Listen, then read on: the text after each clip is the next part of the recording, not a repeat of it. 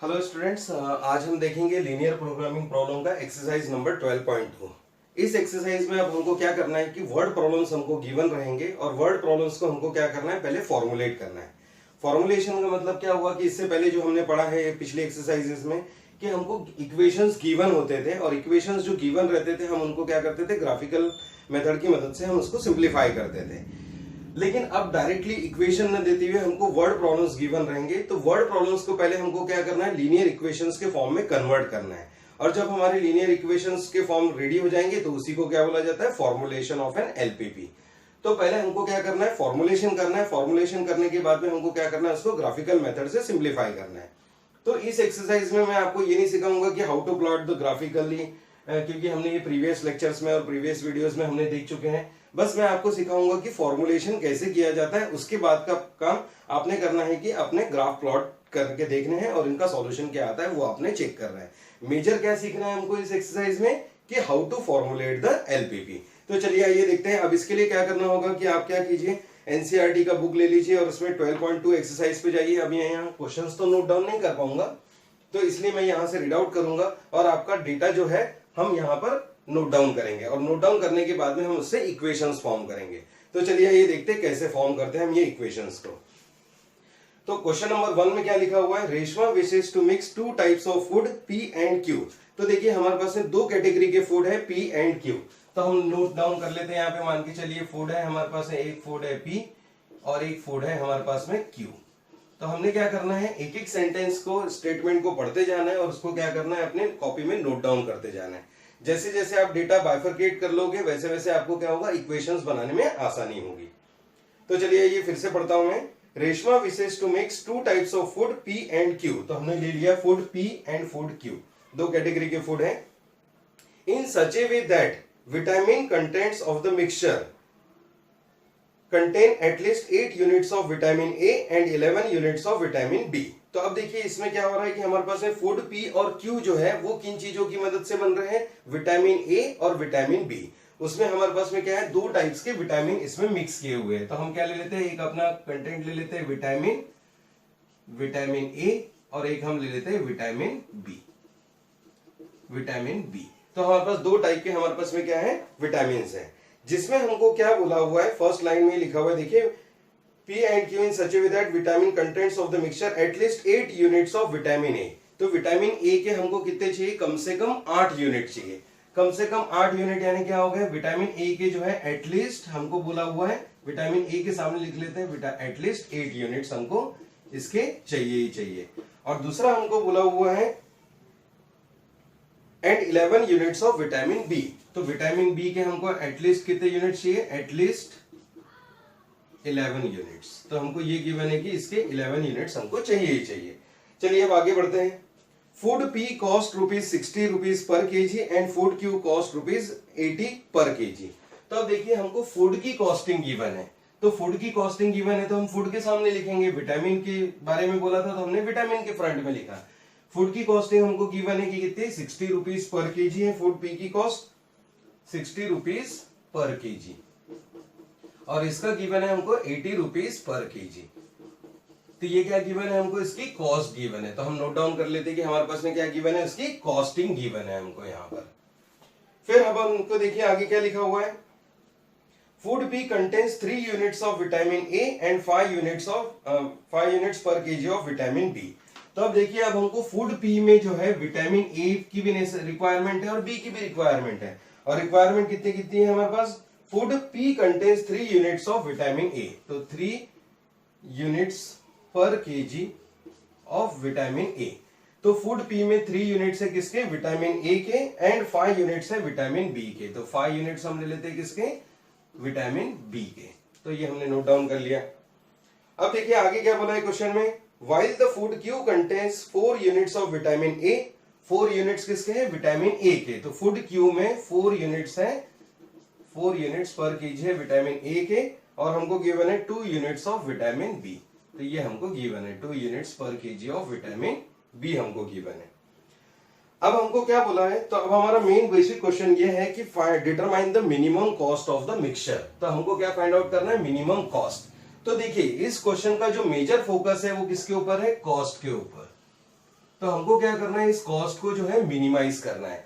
मतलब हमको बोला भी ये क्वेश्चन है find out the minimum cost. तो मिनिमम कॉस्ट के लिए हमको क्या करना होगा कि इसको मिनिमाइज हमको करना होगा। तो अब देखिए हमारा ऑब्जेक्टिव फंक्शन तो हमारा पहले से समझ में आ गया कि हमको इस क्वेश्चन को मैक्सिमाइज करना है कि मिनिमाइज करना है। तो वो लिखा ही हुआ है कि डिटरमाइन द मिनिमम कॉस्ट। तो कॉस्ट को हमको क्या करना है कि मिनिमाइज करना है। तो ये चीज हमारी यहां से क्लियर हो गई और हमारा डेटा भी देखिए अलग से बाइफरकेट हो चुका है। तो अब हम क्या करेंगे, अब हम अपने एजम्पशंस लेंगे कि क्या है हमारे पास में दो टाइप के फूड हमको मैन्युफैक्चर करने, एक फूड पी और एक फूड क्यू। तो हम क्या मान लेते हैं कि let x be the number of units of food P and y be the number of units of food Q।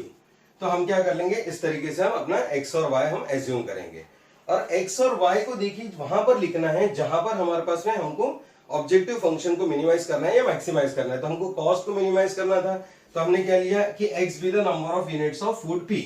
तो फूड P के साथ में कॉस्ट के साथ में हम लिख लेते हैं x और यहां पर देखिए y के लिए हम क्या लिख लेते हैं, वो q के लिए हम लिख लेंगे y यूनिट्स। तो अब देखिए हमारा क्या हो जाएगा, ऑब्जेक्टिव फंक्शन जो होगा हमारा वो क्या होगा, टू मिनिमाइज हमको करना है इक्वेशन को। तो हम लिखेंगे टू मिनिमाइज। अगर मैक्सिमम का क्वेश्चन होगा तो हम लिखेंगे टू मैक्सिमाइज। तो यहां पर आ गया हमारा टू मिनिमाइज। अब मिनिमाइजेशन में हम क्या करते हैं, एक वेरिएबल ले लेते हैं let z is equal to. अब देखिए अगर मैं इसके एक यूनिट मैन्युफैक्चर करूंगा तो हमारी कॉस्टिंग होगी 60 रुपीज की। तो x यूनिट मैन्युफैक्चर करूंगा तो कितनी हो जाएगी, 60 टाइम्स ऑफ x हो जाएगा। तो ये हो जाएगा 60x। एक यूनिट के लिए 60 रुपीज, तो क्या हो जाएगा x यूनिट के लिए 60 इंटू x। सिमिलरली प्लस हम करेंगे दूसरे, क्योंकि हमको p भी मैन्युफैक्चर करना है और q भी मैन्युफैक्चर करना है। तो हम क्या लिखेंगे इसमें 80 यूनिट्स पर रुपीज पर केजी। तो y केजी के लिए क्या हो जाएगा, 80 इंटू y हो जाएगा हमारा यूनिट। और अब हम लिखेंगे इसके नीचे क्या, सब्जेक्ट टू कंस्ट्रेंट। तो कंस्ट्रेंट हमारे कहां से बनेंगे, जो हमको बाकी का डेटा हमको गिवन है। बाकी का डेटा कहां पर गिवन है कि फूड पी के लिए रिक्वायर्ड है किसके, 3 units of vitamin A and 4 units of vitamin 4 units per kg of vitamin A for Q. तो देखिए विटामिन के बारे में हमको क्या बोला हुआ है कि ज्यादा से ज्यादा हमारे पास में कितने यूनिट्स अवेलेबल है, 8 यूनिट। तो विटामिन ए के अगर मैं यहाँ पे कुछ यूनिट्स दूंगा, यहाँ पे कुछ यूनिट्स दूंगा, तो यहाँ पर क्या हो जाएगा, फूड पी और क्यू दोनों में रिक्वायर्ड है। तो हम क्या करेंगे, इसको दोनों के लिए ही ऐड करेंगे। तो देखिए 3 times of x plus 4 times of y, इस तरीके से हम फॉर्म करेंगे equation 3 times of x plus 4 times of y। क्योंकि हमको अभी क्या देखना है, विटामिन ए के बारे में सोचना है और विटामिन ए के कितने यूनिट्स हैं, एटलीस्ट 8 यूनिट। तो एटलीस्ट का मतलब क्या होता है, मैंने पहले भी आपको समझाया हुआ है कि एटलीस्ट बोले, मोर देन बोले तो हमारा कौन सा सिंबल यूज में आता है, ग्रेटर देन इक्वल टू वाला, और ये क्या हो जाएगा, इक्वल टू 8। सिमिलरली अब हम सोचेंगे विटामिन बी के बारे में। तो विटामिन बी में देखिए क्या हो रहा है, 5 units per kg of x unit और 2 यूनिट्स पर केजी किसके, वाई के, और ज्यादा से ज्यादा कितने अवेलेबल है हमारे पास, 11। तो हम क्या लिखेंगे, 5 times of x plus 2 times of y greater than equal to, क्योंकि यहां पर भी क्या है, एटलीस्ट का गिवन है, तो हम लिखेंगे ग्रेटर देन इक्वल टू 11। और साथ में जब भी हम फॉर्मुलेशन करते हैं तो लास्ट में हमको एक स्टेटमेंट देना होता है कि x should be greater than equal to 0 and y should be greater than equal to 0। क्यों, क्योंकि हमको देखिए या तो कोई भी फूड हम मैन्युफैक्चर करेंगे या नहीं करेंगे, निगेटिव में तो हम कोई चीज बना नहीं सकते। तो इसलिए क्या होगा कि x और y की वैल्यूज क्या रहेगी, it will be greater than equal to 0 रहेगी। तो देखिए इस तरीके से आपका क्या होगा, क्वेश्चन हमारा फॉर्मुलेट हो गया। अब ये फॉर्मुलेशन के बाद में आप इसका ग्राफ प्लॉट कर लीजिए और ग्राफ प्लॉट करके आप इसका सॉल्यूशन इजीली अब हम फाइंड आउट कर सकते हैं। स्क्रीनशॉट ले लीजिए आप इसका। तो चलिए आइए बढ़ते हैं अब हमारे नेक्स्ट क्वेश्चन की तरफ। सेकंड क्वेश्चन का अब हम फॉर्मुलेशन देखेंगे। देखिए इसमें क्या लिखा हुआ है, 1 kind of cake requires 200 gram of floor and 25 gram of fat. अब देखिए यहाँ पे किस चीज की मैन्युफैक्चरिंग हो रही है, केक की मैन्युफैक्चरिंग हो रही है। और केक को बनाने के लिए हमको 2 इंग्रेडिएंट चाहिए। क्या चाहिए, 200 ग्राम फ्लोर चाहिए और 25 ग्राम ऑफ फैट चाहिए। तो देखिए हम केक लिख लेते हैं, यहाँ पर हमको केक मैन्युफैक्चर करना है। Cake one kind of cake, इसका मतलब और भी क्या टाइप के केक्स होंगे, तो ये क्या होंगे, हो गया हमारा फर्स्ट काइंड ऑफ केक। तो हम क्या लिख लेते हैं, cake of first category, cake number 1, जिसमें हमको रिक्वायरमेंट होगी किसकी, फ्लोर की रिक्वायरमेंट होगी। तो हम लिख लेते हैं फ्लोर और लिख लेते हैं क्या, फैट। तो देखिए केक 1 में हमको बोल रहा है कि 200 ग्राम फ्लोर की रिक्वायरमेंट है और 25 ग्राम ऑफ फैट रिक्वायर्ड है। तो हमको गिवन है 25 ग्राम ऑफ फैट। अब आगे देखिए क्या लिखा हुआ है, and another kind of cake requires 100 kg of floor. Another kind of cake मतलब क्या हो गया, केक नंबर 2 हम ले लेते हैं। यहाँ पर हो सकते हैं और भी केक्स हो सकते हैं, अभी देखेंगे, अभी क्वेश्चन में हम रीड आउट करेंगे तो समझेगा। देखिए क्या लिखा हुआ है, another kind of cake requires 100 gram of floor. तो केक 2 बनाने के लिए हमको क्या चाहिए, 100 ग्राम ऑफ फ्लोर चाहिए, है ना। तो हम फ्लोर के सामने लिख लेते हैं, एंड 50 ग्राम ऑफ फैट। तो हमको क्या चाहिए, 50 ग्राम किसका चाहिए, फैट का। तो देखिए केक 1 में जो इंग्रेडिएंट्स है वो फ्लोर और फैट के हमको ये गिवन है, केक 1 में और केक 2 में। चलिए आगे बढ़ते हैं। Find the maximum number of cakes which can be made from 5 kg of floor. तो अब देखिए हमको ये पूछा गया है कि ज्यादा से ज्यादा हम केक कितने बना सकते हैं, किससे, 5 kg ऑफ फ्लोर से। तो फ्लोर की जो क्वांटिटी हमारे पास अवेलेबल है वो कितनी है, 5 kg। तो मैं फ्लोर के सामने लिख लेता हूं। लेकिन देखिए जो फ्लोर का जो हमको डेटा गिवन है वो काय में गिवन है, ग्राम्स में गिवन है, जबकि ये काय में गिवन है, केजी में। तो हम इसको कन्वर्ट कर लेते हैं ग्राम्स में। तो 5 kg इक्वल्स टू क्या हो जाएगा, 5000 ग्राम्स ऑफ हो जाएगा, है ना, फ्लोर। और फिर देखिए हमको बोला है and 1 kg of fat, 1 kg of fat हमारे पास अवेलेबल है। 1 kg ऑफ फैट मीन्स क्या हो गया, 1000 ग्राम हो गया हमारे लिए, इट इज इक्विवेलेंट टू, है ना। तो हमको 5 kg बोलिए या 5000 ग्राम्स बोलिए या 1 kg बोलिए या 1000 ग्राम्स बोलिए। तो जो जिसका डेटा है वो बस उसके सामने आप अरेंज करते जाइए, इक्वेशंस ऑटोमेटिकली क्रिएट हो जाएंगे आपके, आपको ज्यादा सोचने की भी जरूरत नहीं पड़ेगी। बस देखिए केक 1 का डेटा गिवन था, केक 2 का डेटा गिवन था, हमने क्या कर लिया, इसको अरेंज करते गए। अब देखिए हमको क्या बोला है, assuming that there is no shortage of other ingredients used in making the cakes। अब हमको क्या हो रहा है कि वहां पे कोई भी शॉर्टेज नहीं है। तो हमारे पास में देखिए यहाँ पे अवेलेबिलिटी हमको गिवन थी, मैक्सिमम नंबर ऑफ केक्स। तो देखिए ये हमको क्या गिवन है कि हमारे पास जो फ्लोर है वो इतना ही अवेलेबल है। तो ये क्या हुआ, मैक्सिमम अवेलेबल हो गया, ज्यादा से ज्यादा अवेलेबल। और इसकी कैटेगरी में भी हमको गिवन है कि ये भी क्या है, अवेलेबल हमारे पास में कितना अमाउंट है, किसका, क्वांटिटी जो है फैट की कितनी क्वांटिटी अवेलेबल है। तो अब देखिए अब हमने एक्स और वाई कहां पे चूज करना चाहिए, एक्स और वाई के बारे में तो अब हमको कुछ नहीं बोला है। तो अब देखिए हमको बोला है maximum number of cakes that can be made. Question में स्टेटमेंट गिवन है maximum number of cakes that can be made from this ingredients available. तो अब हम क्या लेंगे, हमारा ऑब्जेक्टिव फंक्शन हम बनाएंगे, ऑब्जेक्टिव फंक्शन। ऑब्जेक्टिव फंक्शन अब क्या हो जाएगा, अब हमारे लिए टू मैक्सिमाइज हो जाएगा। क्यों, क्योंकि हमको क्या बनाने, मैक्सिमम नंबर ऑफ केक बनाने इस इंग्रेडिएंट में से। तो अब हम ले लेते हैं क्या, जेड। अब हमको ये नहीं बोला है कि इसके कितने केक बनाने, इसके कितने केक बनाने। तो हम क्या ले लेते हैं, let x and Y be the number of cakes that can be manufactured from this available ingredient. तो हम क्या स्टेटमेंट ले लेंगे, let x and Y be the number of cakes of category cake 1 and cake 2। तो हमने note down कर लिया।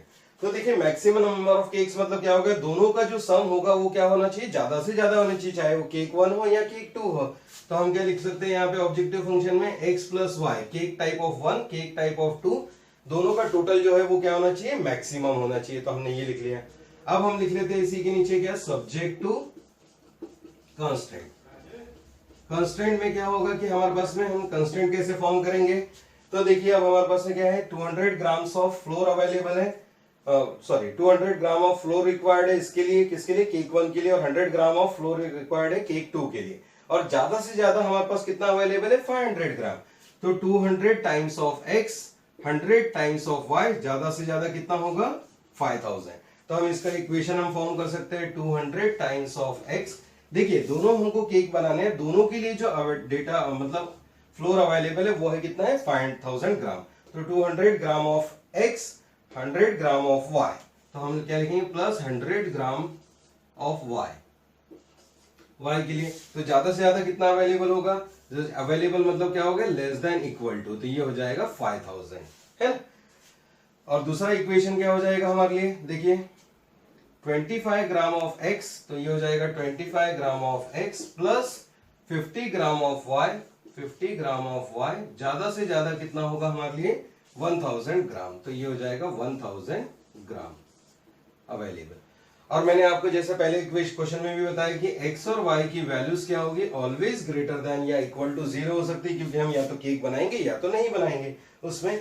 तो अब देखिए ये क्या हो गया, आपका फॉर्मुलेट हो गया। अब इसको आप इजीली ग्राफिकली प्लॉट कर सकते हैं, इसके कोऑर्डिनेट्स फाइंड आउट कीजिए, ऑब्जेक्टिव फंक्शन में पुटअप कीजिए और इसका मैक्सिमम सॉल्यूशन हम लिख कर पाएंगे। तो चलिए इसका स्क्रीनशॉट ले लीजिए, फिर हम तब बढ़ेंगे थर्ड क्वेश्चन की तरफ। तो चलिए ये देखते हैं, अब हम बढ़ते हैं क्वेश्चन नंबर 3 की तरफ हमारे। क्वेश्चन नंबर 3, अब देखिए इसमें भी क्या लिखा हुआ है, a factory makes tennis rackets and cricket bats. एक फैक्ट्री है जो कि क्या कर रही है, दो टाइप के प्रोडक्ट फिर से मैन्युफैक्चर कर रही है, एक टेनिस रैकेट, दूसरा है क्रिकेट बैट्स। तो हम लिख लेते हैं टेनिस रैकेट और दूसरा क्या है हमारे पास कैटेगरी, क्रिकेट की बैट हम मैन्युफैक्चर कर रहे हैं। तो दो हमारे प्रोडक्ट्स हो गए। आप किधर भी लिख सकते हैं, आप ये टेनिस रैकेट को यहाँ, क्रिकेट बैट को यहाँ पर, आपकी जैसी इच्छा। ऐसा कुछ नहीं कि इसको इधर ही लिखना है या इसको इधर लिखना है। फैक्ट्री बस प्रोड्यूस कर रही है दो टाइप के प्रोडक्ट, तो हमने क्या कर लिया, दो टाइप के प्रोडक्ट हमने नोट डाउन कर लिए। अब देखिए, अब tennis racket takes 1.5 hours of machine time and 3 hours of craftsman time. अब देखिए इसमें हमको डेटा गिवन है कि जो टेनिस रैकेट है उसको बनाने के लिए हमको क्या चाहिए, 1.5 आवर्स चाहिए मशीन का। तो टेनिस रैकेट बनाने के लिए हमको 1.5 आवर्स की रिक्वायरमेंट है, और वो भी किस पे, मशीन के ऊपर। तो हम मशीन से अगर बनाएंगे तो कितना टाइम लगेगा हमको, 1.5 hours and 3 hours of craftsman time is in its making. और क्या लग रहा है, 3 आवर्स लग रहे हैं किसके, क्राफ्ट्समैन के, क्योंकि पूरी की पूरी बैट तो मैन्युफैक्चर नहीं होगी मशीन से, तो इसके लिए क्राफ्ट्समैन की भी रिक्वायरमेंट होगी। तो हमने लिख लिया क्राफ्ट्समैन। तो एक टेनिस रैकेट बनाने के लिए मशीन पे 1.5 घंटा लगेगा, और साथ ही साथ हमको क्या लगेगा, 3 घंटे लगेंगे क्राफ्ट्समैन के भी। अब देखिए क्या बोला है अब हमको, in its making while the cricket bat takes 3 hours of machine time. Cricket के लिए हमको कितना रिक्वायर्ड है, 3 आवर्स ऑफ मशीन टाइम। हमको ये बोला है कि 3 आवर्स इसके लगेंगे and 1 hours of craftsman time. 1 hour लगेगा किसका, क्राफ्ट्समैन का। तो हमने लिख लिया 1 आवर लगेगा क्राफ्ट्समैन का। अब हमको क्या बोला है कि in a day the factory has a availability of not more than 42 hours of machine time. अब देखिए फैक्ट्री की एक कैपेसिटी है वर्क करने की, कि वो क्या कर रही है कि ज्यादा से ज्यादा वो मशीन को 42 आवर्स ही रन कर सकती है। तो जो मशीन का टाइम हमारे पास अवेलेबल है, मैक्सिमम कितना अवेलेबल है, 42 आवर्स। ये क्या गिवन है हमको, मशीन टाइम अवेलेबल। तो ये क्या हो गया, मैक्सिमम टाइम अवेलेबल। कि कोई भी जो इंडस्ट्री के पास में या फैक्ट्री में जो मशीन्स है वो कितने देर काम कर सकती है, सिर्फ 42 आवर्स। तो इन 42 आवर्स में हमको टेनिस रैकेट भी बनानी है और क्रिकेट बैट भी बनानी है, और टोटल मिला के ज्यादा से ज्यादा इतना होगा। और अब देखिए लिखा हुआ है and 24 hours of craftsman time. और हमको क्या गिवन है, 24 आवर्स ऑफ क्राफ्ट्समैन टाइम हमारे पास अवेलेबल है। मतलब मशीनें जो है वो 42 घंटे तक काम कर सकती है ज्यादा से ज्यादा, और क्राफ्ट्समैन जो है वो 24 आवर्स तक ही काम कर सकता है। और इस टाइम को हमको डिस्ट्रीब्यूट करना है टेनिस रैकेट में भी और क्रिकेट बैट में भी। तो अब आइए देखते हैं अब इसको हम कैसे फॉर्मुलेट किया जाए। अब आगे क्वेश्चन क्या पूछा है, what are the number of rackets and bats must be made if the factory has to work at full capacity. तो अब हमको देखिए क्वेश्चन में हमको पूछा हुआ है कि कितने हम टेनिस रैकेट बना सकते हैं और क्रिकेट बैट बना सकते हैं। ज्यादा से ज्यादा हम कितने टेनिस रैकेट या ज्यादा से ज्यादा कितने क्रिकेट बैट हम बना पाएंगे if factory has to work at full capacity. Full utilization कर ले हम अपनी कैपेसिटी का। कैपेसिटी मतलब क्या हो गया, 42 आवर्स ऑफ मशीन टाइम, और ये तो हम ज्यादा से ज्यादा कितने टेनिस और क्रिकेट बैट हम बना पाएंगे। तो इसका मतलब ये क्वेश्चन का हो गया मैक्सिमम का। और अब हमको देखिए एक्स और वाई कहां लेने होंगे, हमको क्या है, मशीन आवर्स के लिए गिवन है डेटा कि इतना ही अवेलेबल है, और देखिए यहाँ पे हमारे पास क्राफ्ट्समैन के लिए भी हमको गिवन है कि 24 आवर्स अवेलेबल है ना। तो अब देखिए एक्स और वाई, मैंने आपको पहले भी बताया कि एक्स और वाई हमको वहां पर लेने जहां पे हमारे पास कैपेसिटीज अवेलेबल होती है। तो हम क्या ले लेंगे, एक्स और वाई। तो ये हो जाएगा हमारा एक्स और वाई का मशीन टाइम के लिए हम ले लेंगे, और किसके लिए ले लेंगे, क्राफ्ट्समैन के लिए, और दोनों मिला के हमको मैन्युफैक्चर करना है। तब हमारा ऑब्जेक्टिव फंक्शन क्या हो जाएगा, ऑब्जेक्टिव फंक्शन अब हमारा होगा टू मैक्सिमाइज, क्योंकि हमको ज्यादा से ज्यादा tennis bat maximize, tennis bat और क्रिकेट बैट बनानी है, तो हम लिखेंगे क्या, z इज इक्वल टू, अब दोनों का जो टोटल है वो ज्यादा से ज्यादा आना चाहिए, तो let x be the number of x plus y हम ले लेंगे। और अब देखिए यहाँ पे क्या हो जाएगा, सब्जेक्ट टू, अब हम कंस्टेंट बना लेंगे, सब्जेक्ट टू कंडीशन, या फिर लिख सकते हैं हम क्या, कंस्ट्रेंट, सब्जेक्ट टू कंस्टेंट। देखिए एग्जाम में भी यही फॉर्मेट रखिएगा आपके नोट डाउन करने का, कि इसी ऑब्जेक्टिव फंक्शन की लाइन में अगर हम सब्जेक्ट टू लिखे, टू मैक्सिमाइज को थोड़ा आगे लिखें, तो आपका फॉर्मुलेशन प्रॉपर नजर भी आएगा और क्या बोलते हैं, इसके मार्क्स भी अच्छे मिलेंगे। तब देखिए हमारे पास क्या हो रहा है, 1.5 आवर्स मशीन के अवेलेबल है ना, तो ये 1.5 आवर्स एक्स के लिए हो जाएगा, किसके लिए, और 3 आवर्स किसके लिए हो जाएगा, वाई के लिए हो जाएगा, है ना। तो अब हम देखिए इसमें क्या कर सकते हैं, सॉरी एक्स एंड वाई हमने गलत जगह ले लिया है, एक्स एंड वाई हम क्या ले लेंगे, टेनिस रैकेट, और ये ले लेंगे किसके, क्रिकेट बैट के, क्योंकि हमको टेनिस रैकेट और क्रिकेट बैट को मैन्युफैक्चर करना है। तो हमने ले लिया x प्लस वाई, ज्यादा से ज्यादा कितना हो जाएगा हमारा, x प्लस वाई हमारा मैक्सिमम होना चाहिए। अब देखिए हम क्या कर सकते हैं, 1.5 आवर्स ऑफ x लेंगे और 3 आवर्स ऑफ y लेंगे, तो ज्यादा से ज्यादा हमारे पास मशीन आवर्स कितना अवेलेबल है, 42, क्योंकि ये डेटा किसका है, मशीन का, तो हमको वैल्यू भी किसकी यूज करनी चाहिए, मशीन की। तो 1.5 times of x, 1.5 times of x plus 3 times of y कितना हो जाएगा, मैक्सिमम अवेलेबल है मतलब लेस देन इक्वल टू, कितना होगा, 42। सिमिलरली हम सेकंड इक्वेशन हम बनाएंगे, 3 times of x plus 1 times of y, ज्यादा से ज्यादा कितना अवेलेबल है, 24 आवर्स, तो हो जाएगा 3 times of x plus 1 times of y less than equal to 24। और लास्ट में हमारा स्टेटमेंट क्या होगा कि x और y की वैल्यूज ऑलवेज क्या होगी, ग्रेटर देन इक्वल टू। तो देखिए x और y हमको किसके लिए बोला है, टेनिस रैकेट के लिए, तो हम यहाँ पे नोट डाउन कर सकते हैं अपना स्टेटमेंट की, let x and y be the number of tennis racket and cricket bat। तो हमको इसके बारे में डेटा गिवन था, तो ये हमारा क्वेश्चन फॉर्मुलेट हो गया। अब इसका आप ग्राफिकली प्लॉट कर लीजिए और फिर से इसका सॉल्यूशन अब हम इजीली फाइंड आउट कर पाएंगे। स्क्रीनशॉट ले लीजिए फिर से।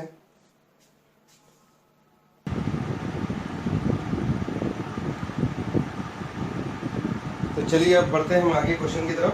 क्वेश्चन नंबर 4 हमारा हम ले लेते हैं। इसके बाद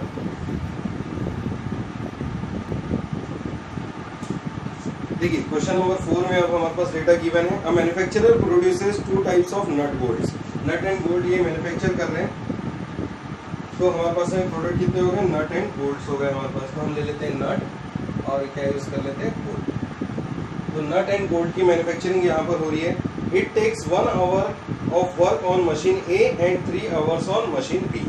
तो नट बोल्ट की मैन्युफैक्चरिंग के लिए क्या हो रहा है कि हमारे पास में 3 आवर्स रिक्वायर्ड है मशीन ए के ऊपर, और 1 आवर रिक्वायर्ड है मशीन ए के लिए, और 3 आवर्स रिक्वायर्ड है मशीन बी के ऊपर, है ना। तो देखिए इसमें 1 hour work on machine A, 1 hour work on machine A, तो हम ले लेते हैं यहाँ पर machine A, 1 hour work on machine A and 3 hours work on machine B. तो मशीन बी के लिए रिक्वायर्ड है कितने, 3 आवर्स, मशीन बी 3 आवर्स। अब देखिए इसमें हमको डिफाइन किया गया आगे, to produce a package of nuts. तो ये हमको किसके लिए गिवन है, नट्स अगर मैन्युफैक्चर करना है तो हमको मशीन ए और मशीन बी दोनों की रिक्वायरमेंट होगी, जिसमें हमको वर्कआउट करना होगा मशीन ए के ऊपर 1 आवर, मशीन बी के ऊपर 3 आवर्स। तो ये हमारा क्या है, 3 आवर्स। अब देखिए आगे हमको डेटा गिवन है, it takes 3 hours on machine A and 1 hours on machine B to produce a package of bolt. अगर हमको बोल्ट का पैकेज बनाना है तो 3 आवर्स मशीन ए पर रिक्वायर्ड है और 1 आवर हमको रिक्वायर्ड है मशीन बी के ऊपर फॉर मैन्युफैक्चरिंग द बोल्ट। तो ये हमको डेटा गिवन है। अब देख लीजिए आगे, it takes he earns a profit of ₹17.50 per package on नट। तो जो नट की जो प्रॉफिट है हमको कितना गिवन है, जो नट अगर हम मैन्युफैक्चर करेंगे तो हमको प्रॉफिट जो होगा 17.50 रुपीज पर पैकेज होगा। तो ये हमको क्या गिवन है, इसका प्रॉफिट वैल्यू, प्रॉफिट हमको गिवन है। नेक्स्ट गिवन है and 7 rupees per package on bolt, और बोल्ट के लिए हमको मिलेगा 7 रुपीज पर पैकेज, है ना। तो देखिए आगे क्या बोला है क्वेश्चन में, how many packages of each should be produced each day so as to maximize is profit. तो क्वेश्चन में लिखा है कि प्रॉफिट को क्या करना है, मैक्सिमाइज करना है। और वैसे भी प्रॉफिट से रिलेटेड क्वेश्चन था तो हम क्या करते हैं, मैक्सिमाइज ही करते हैं। If he operates his machine for at least 12 hours a day, और ये क्या कर सकता है, जो मशीन है वो कितना ऑपरेट कर सकती है, 12 आवर्स अ डे। तो मशीन ए भी ऑपरेट कर सकती है 12 hours a day per day, और ये भी हमको गिवन है कि ये भी 12 आवर्स पर डे ऑपरेट कर सकती है। मतलब ये क्या गिवन है, इसकी मैक्सिमम कैपेसिटी ऑफ वर्किंग हमको गिवन है। और कैपेसिटी जब भी आता है तो कौन सा सिंबल आएगा, लेस दैन इक्वल टू। तो देखिए अब हमारा ऑब्जेक्टिव फंक्शन होगा, हम एक्स और वाई कहाँ लेंगे, जहाँ पर प्रॉफिट लिखा हुआ है। प्रॉफिट यानी क्या बना रहे हैं हम, नट और बोल्ट जो हमारे प्रोडक्ट है, तो हम ले लेंगे एक्स और ले लेंगे वाई। तो जहाँ पे भी प्रोडक्ट हमको गिवन होता है उसके सामने में आप एक्स और वाई चूज कर लीजिए, या प्रॉफिट जहाँ यहाँ कॉस्ट गिवन है वहाँ पे हम एक्स और वाई ले सकते हैं। तो एक्स और वाई क्या इंडिकेट कर रहे हैं यहाँ पर, x and y indicates with the number of nut and bolts. तो नट और बोल्ट्स को ये इंडिकेट कर रहे हैं। तो अब देखिए अब हमारा ऑब्जेक्टिव फंक्शन क्या हो जाएगा, objective function will be, objective function हमको क्या करना है, इसको मैक्सिमाइज करना है। तो हम लिखेंगे क्या, मैक्सिमाइज, क्योंकि प्रॉफिट से रिलेटेड क्वेश्चन है। तो z will be equal to, इसके कितने प्रोडक्ट बनाएंगे, इसके कितने प्रोडक्ट बनाएंगे, ये तो हमको गिवन नहीं है। तो देखिए इसके एक प्रोडक्ट के पीछे क्या है हमारे पास, 17.5 रुपीज का प्रॉफिट होगा। तो x यूनिट के पीछे कितना प्रॉफिट होगा, तो 17.5 इंटू एक्स प्लस एक यूनिट के पीछे 7 रुपीज, तो y यूनिट्स के पीछे हो जाएगा 7 बार। सिमिलरली अब हम लिख लेंगे अब यहाँ पे अपना subject to condition, subject to constraint. अब कंस्ट्रेंट बनाना बहुत ही आसान है, आपने सीख लिया है अभी तक कि कैसे होगा, कि नट के लिए हम पहले चेक करेंगे, फिर बाद में बोल्ट के लिए हम चेक करेंगे। तो नट के लिए क्या रिक्वायर्ड है, 1 hour work of machine A, 3 hours work of machine B, है ना, इस तरीके से हमको गिवन है। लेकिन एक्स और वाई तो हमारे यहाँ है, तो क्या हो जाएगा, 1 hour work on machine A, 3 hours work on machine A, ज्यादा से ज्यादा कितना अवेलेबल है, 12 आवर्स पर डे। तो आइए देखते हैं इस तरीके से अब हम इसको ले सकते हैं कि कैपेसिटी हमारी इधर गिवन है, इस रो वाइज हमको चलना होगा यहाँ पर। तो देखिए मशीन ए 1x प्लस 3y ज्यादा से ज्यादा कितना हो सकता है, 12। तो 1x प्लस 3y ज्यादा से ज्यादा कितना होगा, 12 आवर्स। और फिर देखिए 3x प्लस 1y ज्यादा से ज्यादा कितना होगा, 12। तो 3x प्लस 1y ज्यादा से ज्यादा कितना होगा, 12। और लास्ट में हम क्या लिखेंगे, xy should be greater then 0। तो इस तरीके से हम क्या कर सकते हैं, फॉर्मुलेट कर सकते हैं क्वेश्चन। तो ये हुआ हमारा क्वेश्चन नंबर 4। तो चलिए आइए और कंटिन्यू करते हैं क्वेश्चन नंबर 5 को। फिर आप एक साथ स्क्रीनशॉट ले सकते हैं दोनों क्वेश्चंस का। अब ये क्वेश्चन थोड़ा काफी बड़ा है, अब इसको देख लेते हैं हम।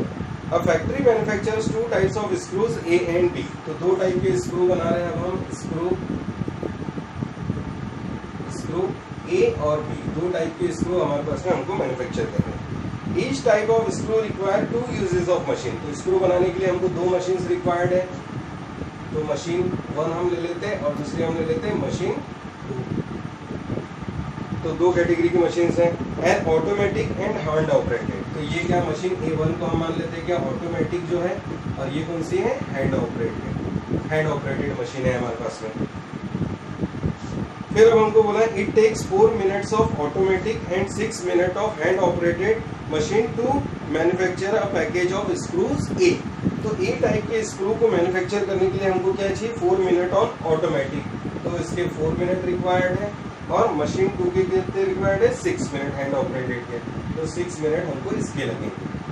अब स्क्रू बी प्रोड्यूस करने के लिए क्या बोलता है, while it takes 6 minutes on automatic and 3 minutes on hand operated machine to manufacture the package of screws B. तो 6 मिनट एंड 3 मिनट, तो ये हमको गिवन है 6 मिनट और ये हमको गिवन है 3 मिनट मशीन बी के लिए, हैंड ऑपरेटेड के लिए। फिर देखिए हमको बोला है आगे, each machine is available for at most of 4 hours on a day. तो हर एक मशीन जो है वो ज्यादा से ज्यादा कितना काम कर सकती है, 4 आवर्स के लिए वर्क कर सकती है। तो मशीन 1 जो है ऑटोमेटिक है, ये कितने देर काम करेगी, 4 आवर्स अ डे। और दूसरी मशीन भी जो है वो 4 hours a day he workout कर सकती है। तो एक दिन में ये मशीन 4 आवर्स वर्क करेगी, ये दिन मशीन भी 4 आवर्स ही वर्क करेगी। तो मशीन का हमको डेटा गिवन है। फिर देखिए आगे लिखा है, the manufacturer can sell a package of screw A at a profit of ₹7 and screw B at a profit of ₹10। तो स्क्रू ए को हम 7 रुपीज के रेट से हम सेल कर पाएंगे और बी को हम सेल कर पाएंगे 10 रुपीज के इससे। तो ये हमारा क्या होगा बोलता है, प्रॉफिट अर्निंग होगा इतना। ए का हमारा प्रॉफिट अर्न होगा 7 रुपीज, बी का हमारा अर्न होगा 10 rupees. Assuming that he can sell all the screws he manufacture, जितने भी वो मैन्युफैक्चर करेगा वो सेल कर सकता है। How many package of each type should the factory owner produce in a day? तो उन्होंने each टाइप के प्रोडक्ट कितने मैन्युफैक्चर करने चाहिए ये हमको पूछा हुआ है। Determine the maximum profit। तो अब हमारा क्वेश्चन क्या है, मैक्सिमम प्रॉफिट का हो गया। तो अब देखिए एक्स और वाई हमने कहाँ लेना चाहिए, जरा आप सोचिए। एक्स और वाई वहां पर लेना चाहिए जहां प्रोडक्ट्स के बारे में डिफाइन किया हो और साथ में हमको प्रॉफिट वैल्यू। देखिए एक यूनिट के पीछे 7 यूनिट का 7 रुपीज का प्रॉफिट हो रहा है, तो एक्स यूनिट के पीछे कितना होगा। बी स्क्रू टाइप के जो स्क्रू है उनके लिए क्या होगा, वाई यूनिट्स हम ले लेते हैं। तो यहाँ 10 रुपीज का एक यूनिट के लिए होगा, तो पर पैकेज के लिए तो इसके लिए कितना होगा। तो एक्स और वाई का इंडिकेट करेंगे, let x and Y be the number of screw package of A and B. A और बी टाइप की जो स्क्रूज है उनके पैकेजेस को इंडिकेट करेगा। तो हम लिखेंगे क्या, ऑब्जेक्टिव फंक्शन हमारा, objective function z is equal to, sorry क्या लिख रहे हैं हमको, टू मैक्सिमाइज, क्योंकि हमको इस क्वेश्चन को क्या करना है, मैक्सिमाइज करना है। तो हम लिखेंगे z इज इक्वल टू, तो एक यूनिट के पीछे 7 रुपीज का प्रॉफिट, x के पीछे कितना, तो 7x हो जाएगा, प्लस प्रॉफिट को देखिए 10 रुपीज पर यूनिट, तो y यूनिट के पीछे हो जाएगा 10y। सब्जेक्ट टू कंडीशन हम ले लेंगे, सब्जेक्ट टू कांस्टेंट। अब ये क्या होगा हमारे लिए, अब देखिए x और y हमने यहाँ नोट डाउन किया, that means 4 times of x plus 6 times of y, ज्यादा से ज्यादा कितना होगा, 4 आवर्स होगा। लेकिन देखिए इस क्वेश्चन में क्या लिखा हुआ है, यहाँ जो हमको डेटा गिवन है ये मिनट्स में है, जबकि हमको जो अवेलेबल आवर्स हमको गिवन है वो किस में है, अवेलेबल ये आवर्स में गिवन है। तो आवर्स को भी हमको क्या करना होगा, मिनट्स में कन्वर्ट करना होगा, या इन मिनट्स को हमको आवर्स में कन्वर्ट करना होगा। क्योंकि कोई भी प्रॉब्लम अगर सिंप्लीफाई होगा तो उनकी क्या होनी चाहिए, बैलेंसिंग होनी चाहिए यूनिट्स की। तो देखिए ये मिनट में है तो हम इसको मिनट में कन्वर्ट कर लेते हैं, इंटू 60। 1 आवर मीन्स हो जाएगा 60 मिनट, तो उससे 4 आवर्स मीन्स कितने हो जाएंगे, 240 मिनट्स। और इसको भी देख लीजिए, ये भी हो जाएगा इंटू 60 अगर हम करेंगे तो क्या हो जाएगा, 240 मिनट्स हमारे हो जाएंगे। तो देखिए यूनिट हमेशा बैलेंस रहनी चाहिए। तो अब देखिए स्क्रू ए को बनाने के लिए मशीन 1, स्क्रू ए के लिए हमारे पास मशीन आवर्स कितने अवेलेबल है, 4 मिनट। यहाँ पे कितने लगेंगे, 6 मिनट। ज्यादा से ज्यादा हमारे पास कितने अवेलेबल है मिनट्स, 240। तो 4 times of x plus 6 times of y, ज्यादा से ज्यादा 240 ये हो जाएगा। और सिमिलरली ये हो जाएगा 6 times of x plus 3 times of y less than equal to 240। Second constant हमारा ये हो जाएगा। और x और y की वैल्यूज क्या होगी, ग्रेटर देन इक्वल टू 0। तो इस तरीके से आप क्या कर सकते हैं कि कोई भी वर्ड प्रॉब्लम को आपने क्या करना है, सिंपली पहले जब आपका डेटा बाइफरकेट हो जाएगा तो जहाँ पे भी आपकी प्रॉफिट या कॉस्ट वैल्यू होती है वहां पे हम क्या करते हैं, एक्स और वाई वैल्यूज को यूज करते हैं। और एक्स और वाई वैल्यू यूज करने के बाद हम क्या करेंगे, उसका ऑब्जेक्टिव फंक्शन हम बनाएंगे और फिर जो हमारे पास अवेलेबिलिटी होती है उसके अकॉर्डिंगली हम क्या करते हैं, अपने कांस्टेंट को हम प्रिपेयर करते हैं। तो अगर आपने ये कॉन्सेप्ट अगर अच्छे से समझ लिया है तो आप कोई भी प्रॉब्लम को आप इजीली फॉर्मुलेट कर पाएंगे। तो जरूरी नहीं है कि हमारे पास में ये 2 ही कंस्ट्रेंट्स अवेलेबल होंगे, हो सकता है यहाँ machine 1, machine 2, machine 3, machine 4, 4 machines भी हो सकती है। तो हमारे क्या बनेंगे, 4 इक्वेशंस बनेंगे। 4 इक्वेशंस बनेंगे तो ग्राफ में भी लाइंस कितनी आएगी, 4 लाइंस आएंगी, उनके बीच का हमको रीजन सेलेक्ट करना होगा। तो आप इस तरीके से आप क्या कर सकते हैं कि कोई भी क्वेश्चन को आप फॉर्मुलेट कर सकते हैं और फॉर्मुलेट करने के बाद इसको ग्राफिकली अब हम प्लॉट कर पाएंगे। तो ग्राफिकली प्लॉट करना तो आप पिछले वीडियोस में सीख ही चुके हैं। अगर आपने पिछला वीडियो नहीं देखा है तो पहले ग्राफिकली कैसे प्लॉट किया जाता है वो आप सीख लीजिए और फिर उसके बाद ये क्वेश्चंस का फॉर्मुलेशन सीख लीजिए। तो आपने अगर अभी मेरे चैनल को अगर सब्सक्राइब नहीं किया तो आप सब्सक्राइब कर लीजिए और बेल आइकॉन को प्रेस कर दीजिए ताकि जब भी मैं नया वीडियो अपलोड करूँ तो आपको इसके बारे में नोटिफिकेशन मिलते जाए। तो आज के लिए हम वीडियो लेक्चर को इतना ही में खत्म करते हैं। Thank you very much, have a good time.